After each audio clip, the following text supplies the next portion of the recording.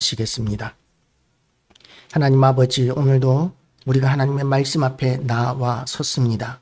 하나님의 말씀이 정말 천지를 창조하신 전능하신 생명을 주시는 말씀이오니 이 시간 마른 뼈가 살아나서 여호와의 군대가 되었던 에스겔의 환상 속에 나타났던 역사와 같은 그런 역사가 우리 심령 가운데도 나타나서 우리의 마른 뼈와 같은 심령들이 살아나고 패배적이고 낭망하고 있는 우리의 모든 부분에서 하나님의 영광의 생명의 광채가 비침으로 말미암아 승리의 역사가 일어나게 하시고 하나님의 영광이 나타나게 하여 주시고 우리의 모든 심령 가운데 얼굴에 기쁨이 항상 충만하게 하여 주시기를 원합니다. 하나님 아버지, 하나님이 주시는 평강을 우리가 날마다 누리기를 원하지만 우리의 모든 연약함으로 말미암아 우리는 손에 있는 것을 의지할 때가 많음을 고백합니다. 하나님 아버지, 우리 손에 있는 것이 아니라 하나님께 있는 것으로 말미암아 우리가 평강을 얻게 하시고 누리게 하시고 풍성함을 누리게 하여 주시옵소서. 무익한 종의 입술을 오늘도 사용하셔서 온전한 하나님의 말씀을 선포하게 하여 주시옵시고 이 말씀을 통해서 이 시간도 우리가 새로워지는 시간, 살아나는 시간, 승리하는 시간, 또한 하나님께 영광이 되는 시간 되게 하여 주시옵소서. 예수 그리스도 이름으로 기도드리옵나이다. 아멘. 우리가 인생을 살아가면 고난을 당하게 되어 있습니다. 그래서 많은 철학자들이 인생은 고다, 고난이다 라고 이렇게 이야기를 합니다. 불교의 사성제라는 것이 있는데 그 사성제에서도 고통, 고난 이런 것을 제일 먼저 이렇게 이야기하고 있습니다. 고짐멸도라고 이렇게 이야기합니다. 우리는 고진감래, 고통 가운데 지나가면 그러면 이제 좋은 일이 생긴다. 이렇게 우리의 격언도 있지만 그렇지만 인생은 참으로 고통스러운 일들이 많은 것 같습니다. 왜냐하면 좋은 일들은 별로 기억에 남지 않고 고통스러웠던 일들은 오랫동안 기억에 남기 때문에 그런 것 같습니다. 그런데 실제로 우리의 삶 가운데서 즐거운 일들도 참 많이 있습니다. 좋았던 일들도 참 많이 있는데 그런 일들 가운데서 하나님의 은혜를 누렸던 기간들을 우리가 잘 기억하면 좋겠습니다. 오늘 이 시인의 상황은 시인이 누가 이 44편을 기록했는지 어느 시대에 기록되었는지 정확하게 알 수가 없습니다. 이스라엘을 대표하는 민족의 고난을 위해서 하나님 앞에 부르짖는 기도의 내용인데 이 시의 내용이 어느 시대를 대변하는 것인지는 알지 못합니다. 이거는 성경학자들도 알지 못하고 주석을 찾아봐도 이런저런 이야기가 각기 이렇게 어긋나는 그런 해석들이 있습니다. 어떤 사람들은 포로기 시대 이스라엘이 멸망하고 포로로 끌려간 가운데서 하나님 앞에 기록한 시편이다라고 이렇게 이야기하고 그렇게 볼만한 내용인 것 같아요. 그리고 어떤 사람은 이스라엘이 멸망하기 전에 유다와 이스라엘이 멸망하기 전에 하나님 앞에 나라가 어떤 극렬한 위급한 상황에 처하였을 때 하나님 앞에 부르짖는 기도였다라고 이렇게 이야기하기도 합니다. 이스라엘의 역사를 보면 이렇게 위태로운 상황들을 참 많이 만난 것을 우리는 알 수 있습니다. 사사기를 보더라도 사사기에서도 이스라엘 백성들에게는 언제나 시련이 참 많았었습니다. 하나님께서 이스라엘 백성들이 하나님을 버리고 우상숭배하면 그러면 여지없이 보잘것없던 민족들을 일으키셔서 이스라엘을 공격하게 하시고 그리고 시련과 고난 가운데 짓밟히게 만드셨던 것이죠. 전쟁의 승패는 사실상 하나님께 달려있는 것 같습니다. 강대한 나라가 우리나라를 쳐들어오는 것도 위태로운 일이지만 소수의 조그만한 나라를 할지라도 그야말로 이 하나님께서 이기게 하시면 그러면 감당할 수 없는 싸움이 되는 것이죠. 만주족 청나라가 중국 전체를 정복하기 시작할 때 우리나라를 정복하고 그리고 중국 전체를 이렇게 정복할 때 만주국의 인구는 300만 명밖에 안 됐었다고 합니다. 그런 작은 민족을 가지고도 이렇게 전쟁을 이기고 온 천지를 다 이렇게 정복하는 그런 엄청난 일들이 있었는 걸로 봐서는 전쟁의 승패는 군사가 많은 것도 아니고 문명이 발달한 것도 아니고 군비가 좋은 것도 아니고 어쨌든 이해할 수 없는 여러 가지 변수들이 있는데 그런 모든 변수들 가운데서 가장 중요한 변수가 저는 오늘 본문에서는 하나님이라고 이렇게 이야기하고 있습니다. 우리 인생의 시련과 고난도 마찬가지입니다. 수많은 시련들을 우리는 겪게 됩니다. 그런 시련들을 겪으면서 가장 고통스러운 시련이 어떤 것일까를 생각해 봤습니다. 앞이 보이지 않을 때 우리는 어려워하고 실망합니다. 지금 당장 어떤 목사님이 몇 년 전인가요? 어떤 목사님이 저한테 그런 이야기를 합니다. 내일까지 당장 대출을 막지 않으면 교회가 경매에 넘어가는데 대책이 없다고 뭐 이런 이야기하는 것을 들은 적이 있는데 얼마나 답답했을까라는 그런 생각을 하기도 합니다. 그런데 아직까지 그 교회 경매 넘어가지 않고 잘 되고 있습니다. 이제 그 장로까지 임직식을 하고 그러더라고요. 그렇게 우리는 한 치 앞이 보이지 않을 때 우리는 실망하고 좌절하고 그렇게 되기가 쉽습니다. 그런데 가장 고통스러운 시련이 어떤 시련일까요? 남들이 어떻게 보는가, 저 사람은 저 정도면 절망할 만해 라고 생각하는 그런 상황이 아니라 보잘것없는 아무것도 아닌 그런 일을 만나더라도 절망해버리면 그러면 그것이 가장 고통스러운 시련이 되어버리는 것이죠. 우리가 학생들이 자살해버리는 모습들을 봅니다.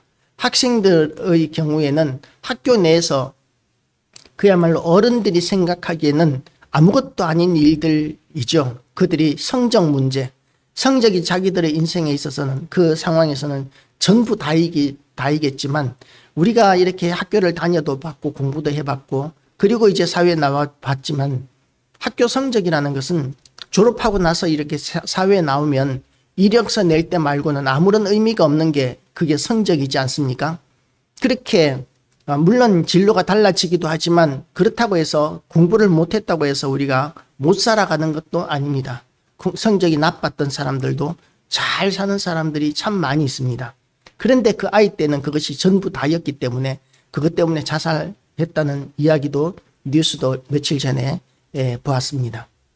성적 때문에 자살하고 그리고 학교 괴롭힘 때문에 자살하고 이런 것들을 보면 자살 말고 다른 방법도 있었을 텐데 라고 우리는 어른들의 입장에서는 생각하지만 그들은 절망하고 좌절했기 때문에 그래서 너무나 고통스러워서 그 고통을 감당할 수 없어서 절망해 버리는 것이죠. 그것이 가장 고통스러운 상황이 되는 것입니다.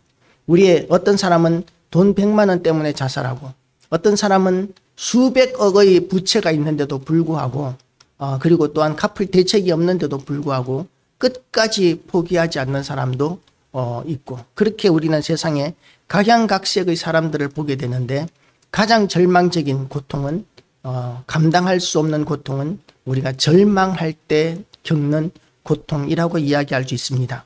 눈앞에 아무것도 보이지 않을 때 우리는 절망할 수 있겠지만 눈앞에 아무것도 보이지 않을 때 믿음의 사람들은 하나님을 의지할 수 있습니다.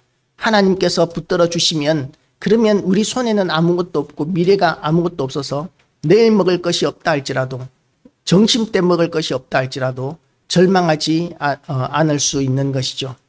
그렇게 우리는 고아의 아버지 이름이 누구였죠? 조지 뮬러.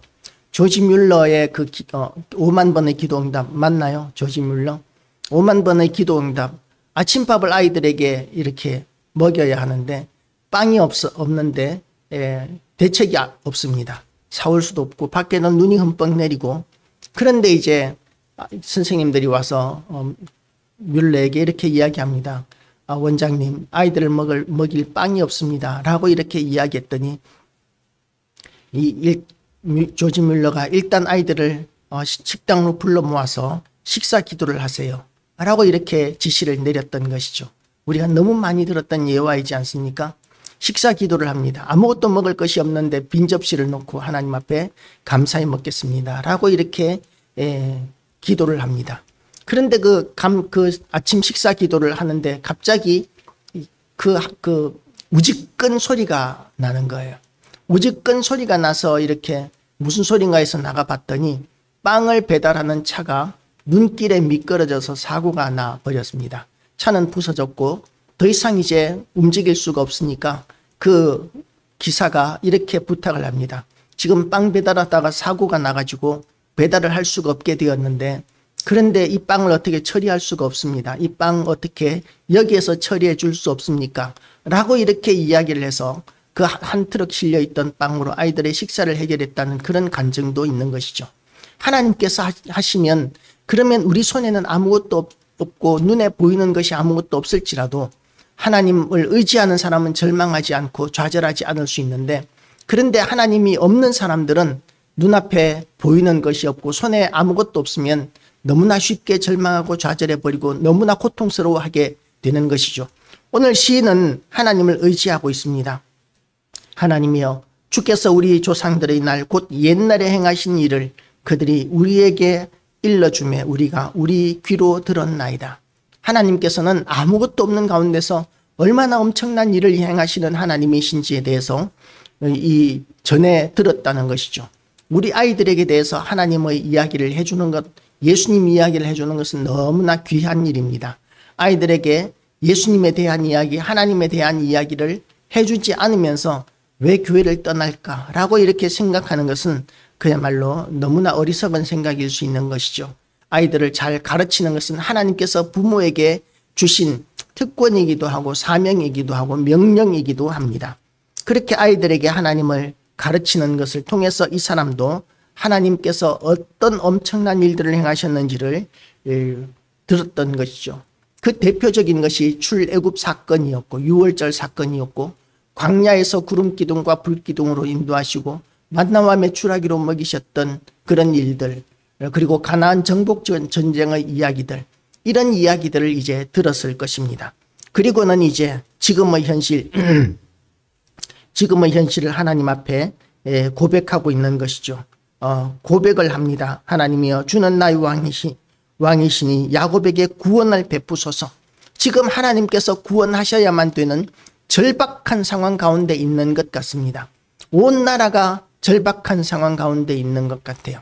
온 나라가 절박한 상황 가운데 빠지게 되면 빠져나갈 사람들이 있습니다. 어떤 사람들이 빠져나가느냐 하면 이제 그 나라를 벗어나는 사람들이죠. 이민 가는 사람들은 이 시련과 환란에서 벗어날 수 있습니다.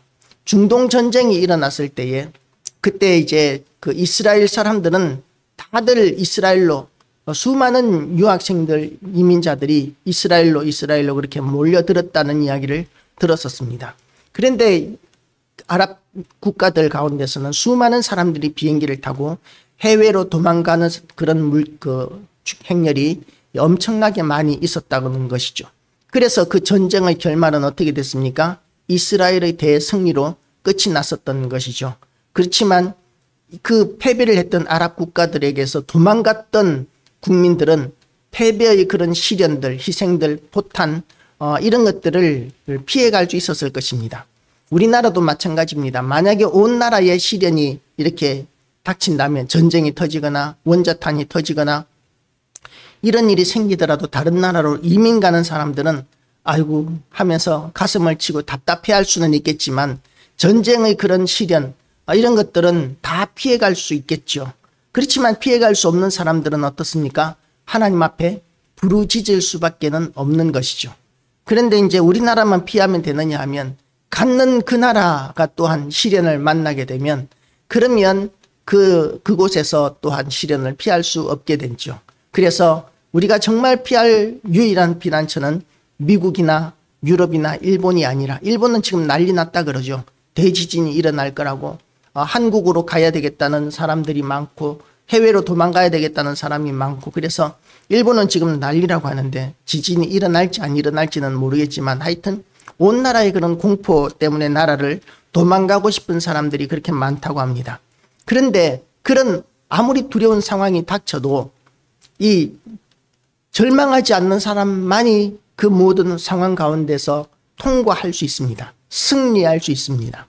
이 시인은 하나님이 이스라엘을 어떻게 건지시고 구원하시고 지켜주셨는지에 대해서 바라보면서 이제 눈앞에 닥친 이 절망적인 상황을 하나님 앞에 다시 고백합니다. 우리를 이 노예였던 애굽에서 건져내셨던 하나님이 아니십니까? 아무것도 먹을 것이 없던 광야에서 하나님께서 먹이시고 마시게 하시고 살려주시고 인도하셨던 하나님 아니십니까? 요즘 이제 그 날씨가 너무 더워서 쓰러지는 사람들이 참 많다고 그래요. 반일 하다가 쓰러지고, 그리고 택배하다가 죽은 사람이 3명이 어제인가 3명인가가 이렇게 택배 배달 일 하다가 이렇게 사망했다고 그러고, 그렇게 그 더위 때문에 그 죽도록 일한 거죠. 그야말로 쉬러 차에 들어갔는데, 그런데 나중에 봤더니 죽었더라는 것이죠. 이미 체온이 너무 올라가고 더위가 너무 심해지니까 도저히 일할 수 없어서 차에 들어가서 에어컨 켜놓고 쉬었겠지만 이미 이제 사망 한계선을 넘어섰기 때문에 죽었던 것이죠. 그것은 죽도록 일한 사람이라고 이야기할 수 있습니다. 우리는 그렇게 죽도록 일해야만 되는 그런 현실 가운데서도 많이 있는데, 그런데 절망적인 그런 상황 가운데서도 하나님을 바라보는 사람들이 있습니다. 하나님의 인도하심을 바라보는 사람들이 있습니다. 하나님께서 우리를 만들어 놓으신 질서가 있잖아요. 하나님께서 만들어 놓으신 그 창조 질서를 따라서 살아가기로 결단하는 사람들에게 하나님께서 또한 은혜를 베풀어 주시는 것이죠. 내 힘으로 일어서야 되겠다. 내 힘으로 승리해야 되겠다. 내 힘으로 성공해야 되겠다. 이런 것 다 내려놓고 하나님의 손에 맡기는 사람, 이런 사람들을 하나님께서 어떻게 하신다고요? 우리가 주를 의지하여 우리 대적을 누르고 우리를 치러 일어나는 자를 주의 이름으로 밟으리이다. 하나님의 이름으로 여태까지 해왔던 것과 마찬가지로 하나님의 이름으로 다시 하겠다고 고백하고 있는 것이죠.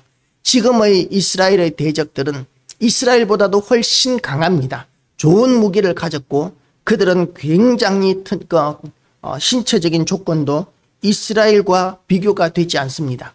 그런데 이스라엘이 싸우는 그 전쟁의 방패는 활이나 창이나 군사력이나 체력이 아니라 하나님 앞에 나는 내 칼을 의지하지 아니할 것이라. 내 칼이 나를 구원하지 못하리이다. 칼이나 활로는 도저히 이 싸움에서 이길 수 없는데 그것을 고백하고 인정하고 있는 것이죠.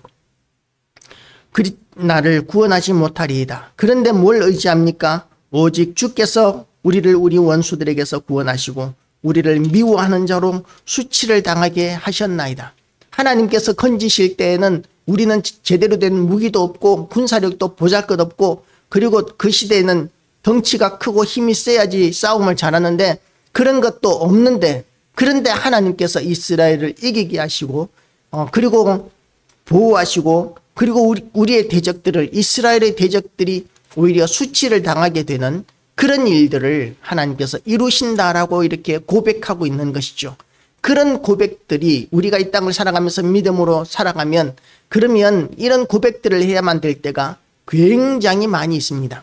제가 신대원에 있을 때 어떤 교단 하나가 우리 교단으로 이렇게 들어오려고 시도할 때가 있었습니다.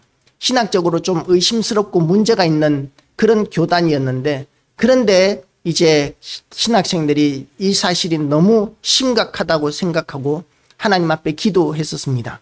저도 하나님 앞에 기도를 했었는데 저는 기도를 조금 과격하게 하는 편이에요. 하나님, 저 악한 일을 도모하는 자들이 얼굴에 똥칠이 되게 하시고 수치를 당하게 하시고 다 실패하게 하여 주시옵소서라고 이렇게 기도하는 목사 없을 거예요. 전도사님도 이렇게 기도하는 사람 아마 없을 것입니다. 그렇게 기도를 했더니 결과가 어떻게 됐느냐 하면, 이제 그 교단이 우리 교단에 들어오는 것, 교단의 숫자가 많아지면 힘도 세지고 얼마나 좋습니까? 그런데 그런 부당한 것들이 들어오면 오염이 되고 우리의 신학이 이렇게 변질될 수가 있기 때문에 절대로 용납되어서는 안 되는 일이었죠.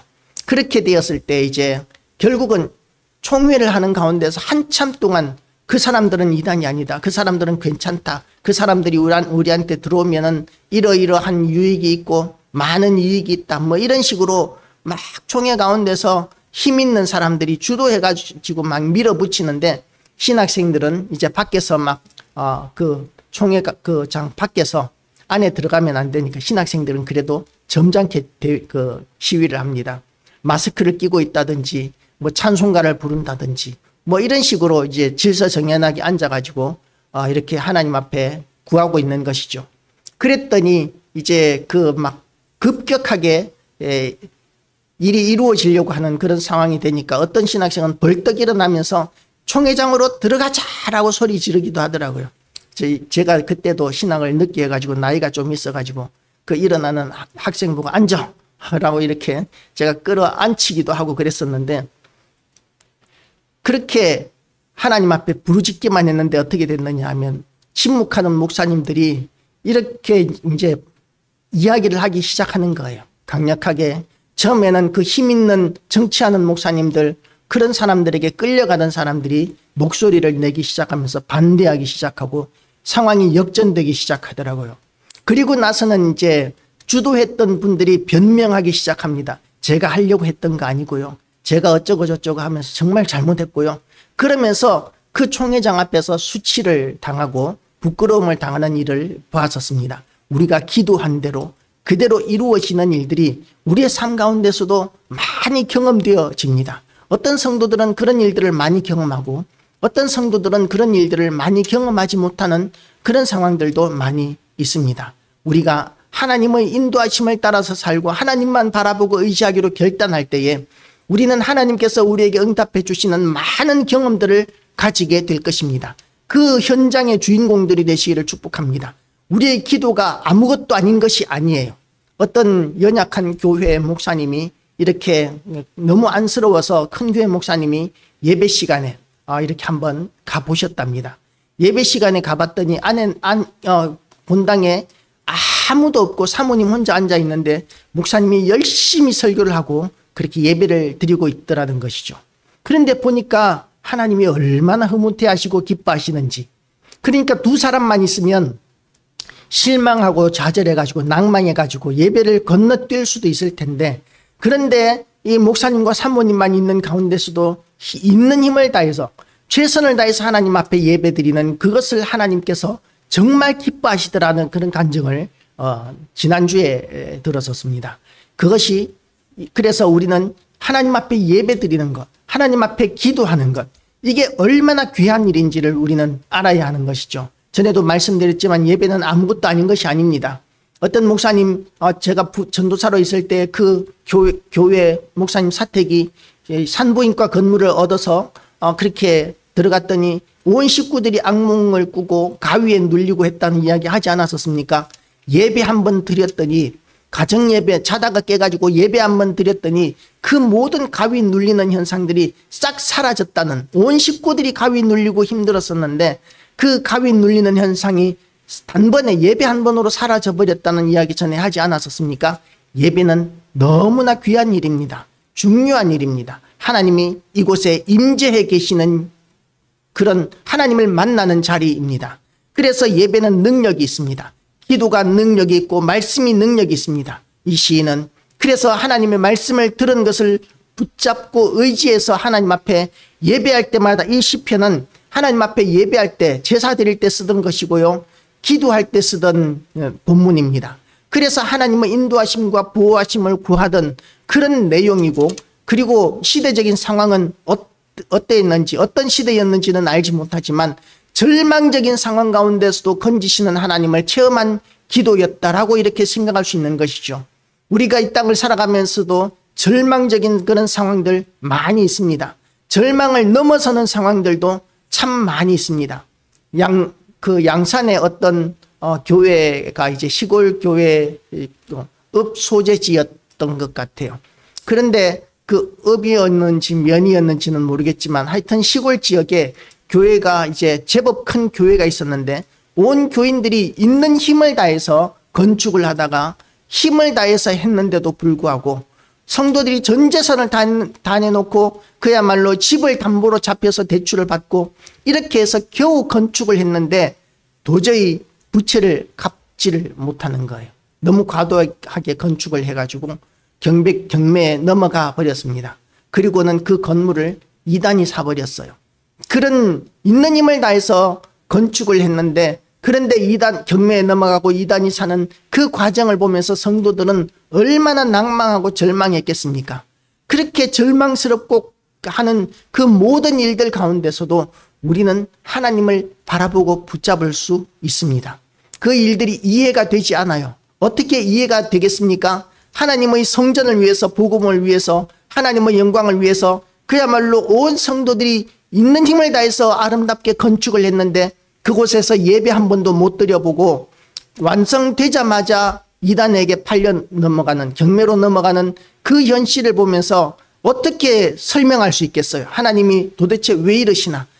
만나와 메추라기를 내리셨다는 하나님, 건지시는 하나님, 승리하게 하시는 하나님을, 그것을 그런 상황 가운데서 어떻게 이해할 수 있겠습니까?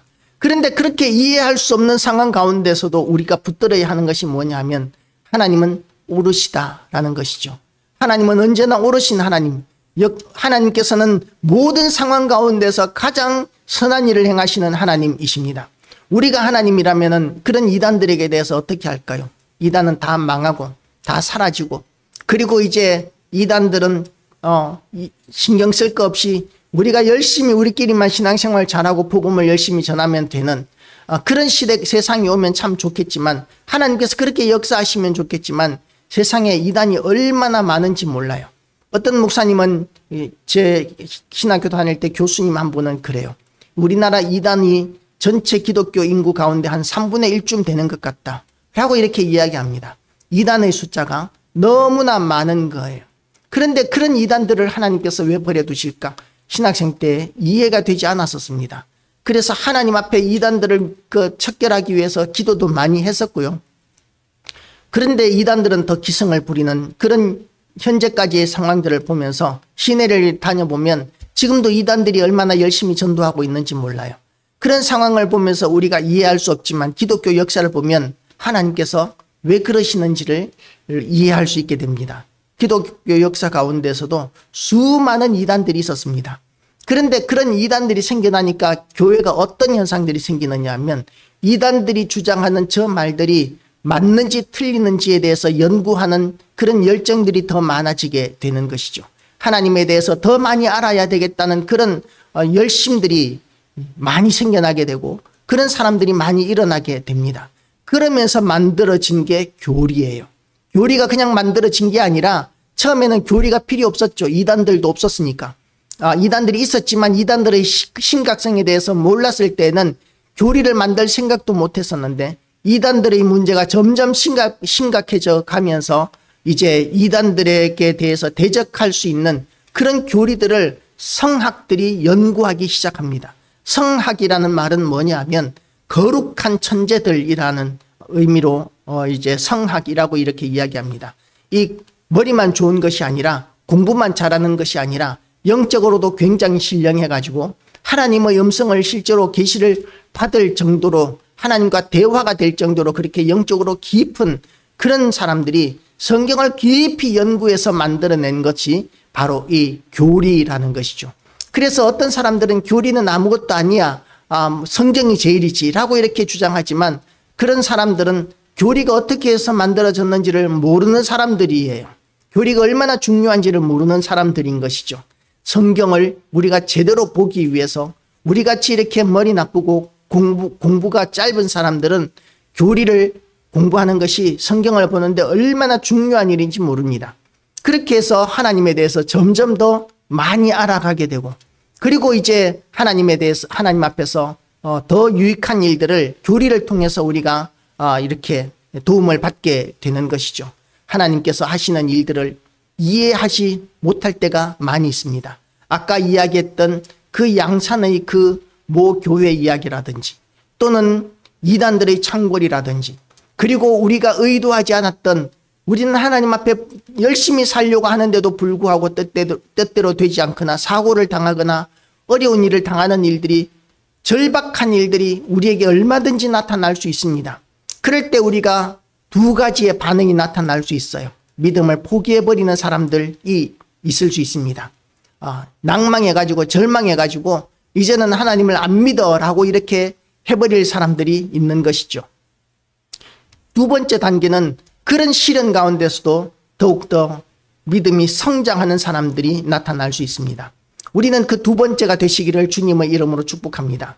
시련이 우리에게 없을 것이라고 하나님께서 약속하신 적은 없습니다.